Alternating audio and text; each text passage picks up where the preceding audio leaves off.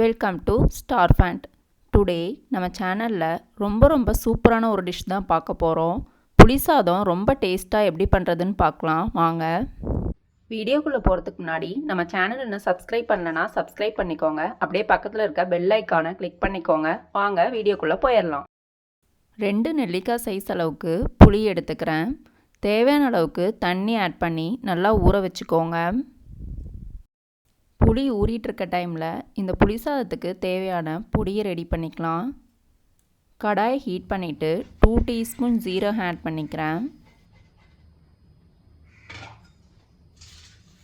2 teaspoon வெந்தயம் add பண்ணிக்கிறேன்.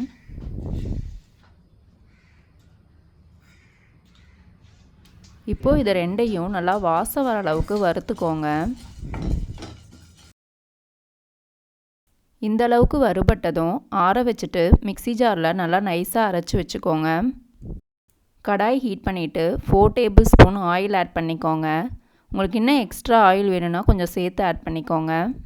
Oil heat ஆனதும் 1 டீஸ்பூன் கடுகு, 1 டீஸ்பூன் உளுந்து, 1 டீஸ்பூன் கடலைப்பருப்பு, கொஞ்சமாக கருவேப்பிலை ஆட் பண்ணிக்கோங்க.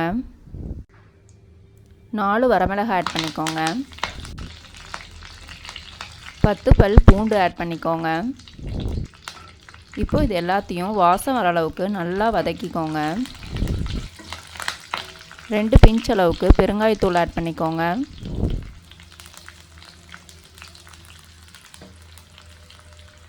ஊற வச்ச புளியை ரொம்ப தண்ணியாக இல்லாமல் கொஞ்சம் கெட்டியாக கரைசிட்டு ஆட் பண்ணிக்கோங்க.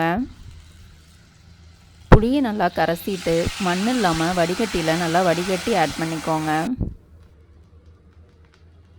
இப்போது இதில் 1/2 டீஸ்பூன் மஞ்சள் தூள் ஆட் பண்ணிக்கோங்க.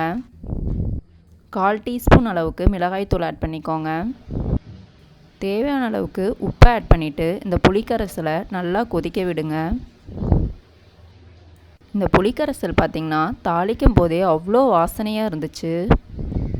பாருங்கள், புளிக்கரைசல் இப்போ கொஞ்சம் கெட்டியாயிடுச்சு. இந்த டைமில் நம்ம வறுத்து அரைச்சி வச்சுருக்க பொடியை ஒரு 2 டீஸ்பூன் மட்டும் ஆட் பண்ணிக்கோங்க. அதிகமாக ஆட் பண்ணக்கூடாது, கசப்பாக இருக்கும். இந்த பொடி பார்த்திங்கன்னா புளி சாதத்துக்கு அவ்வளோ ஒரு ஃப்ளேவரும் டேஸ்ட்டும் கொடுக்கும். பாருங்கள், ஓரளவுக்கு நல்லா கெட்டியாயிடுச்சு. இன்னும் கொஞ்ச நேரம் கொதிக்க வச்சோம் அப்படின்னா அந்த எண்ணெயெல்லாம் நல்லா பிரிஞ்சு வந்துடும். இந்த மாதிரி பொடி ஆட் பண்ணி செஞ்சோம் அப்படின்னா புளி சாதம் ரொம்ப டேஸ்ட்டாக இருக்கும். பாருங்கள், எண்ணெயெல்லாம் பிரிஞ்சு புளிக்குழம்பு நல்லா கெட்டியாக ஆயிடுச்சு.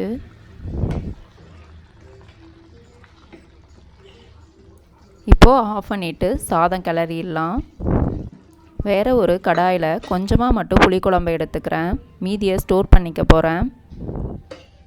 இப்போது இதில் 1 கப் அளவுக்கு ரைஸை ஆட் பண்ணிவிட்டு நல்லா மிக்ஸ் பண்ணிக்கிறேன்.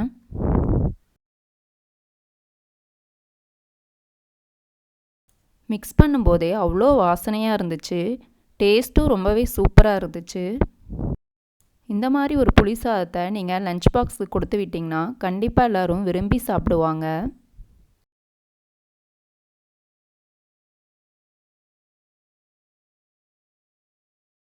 பாருங்கள், புளி சாதம் எவ்வளோ கலர்ஃபுல்லாக ரெடி ஆகிருக்கு. பார்க்கும்போதே சாப்பிடணும் போல் இருக்கும்.